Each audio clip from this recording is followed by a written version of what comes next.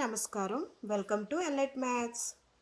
ఈరోజు topic days in a week, months of the year and measures of time.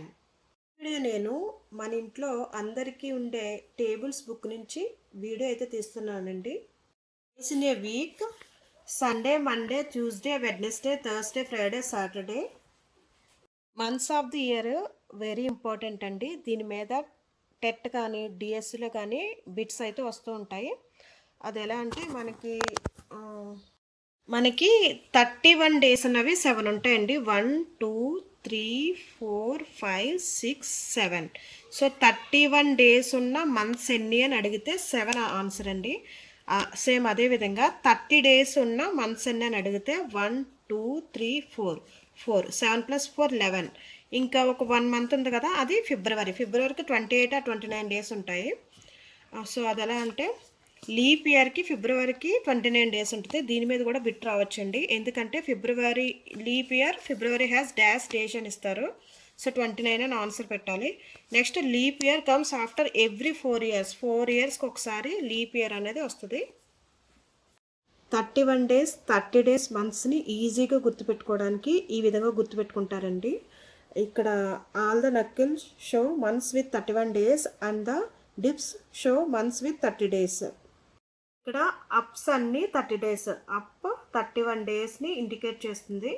Downs 30 డేస్ని indicate చేస్తుంది. ఇది ఫిబ్రవరికి ఎక్సెప్షనల్ అనమాట.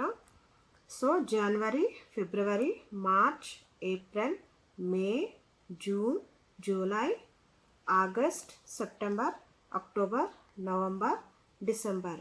ఎవరైనా సడన్గా జూలై మంత్కి ఎన్ని డేస్ అని అడిగితే మనం ఈ విధంగా చేయొచ్చు. జూలై కదా నేను అడిగింది, January, February, March, April, May, June, July. So July up side వచ్చింది కాబట్టి జూలైకి 31 డేస్ ఉంటాయన్నమాట. మెజర్స్ ఆఫ్ టైంలో 60 seconds 1 minute, 60 minutes 1 hour, 24 hours 1 day, 7 days 1 week, 15 days అంటే 1 ఫార్ట్నైట్ అండి. సో ఇది ఇంపార్టెంట్. అంటే ఇవన్నీ మనకి రెగ్యులర్గా ఇచ్చేస్తూ ఉంటాం కాబట్టి బ్రెయిన్లో ఫీడ్ అయి ఉంటుంది. బట్ ఇక్కడ 15 డేస్ అని కానీ సడన్గా కొంచెం కన్ఫ్యూజ్ రావచ్చు, అందుకే దీన్ని పర్టికులర్గా చెప్తున్నాను.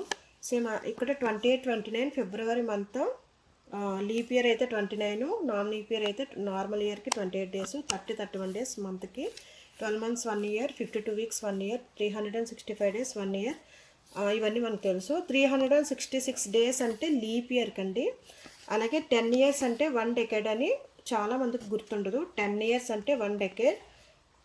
సేమ్ అదేవిధంగా 100 ఇయర్స్ అంటే 1 సెంచరీ.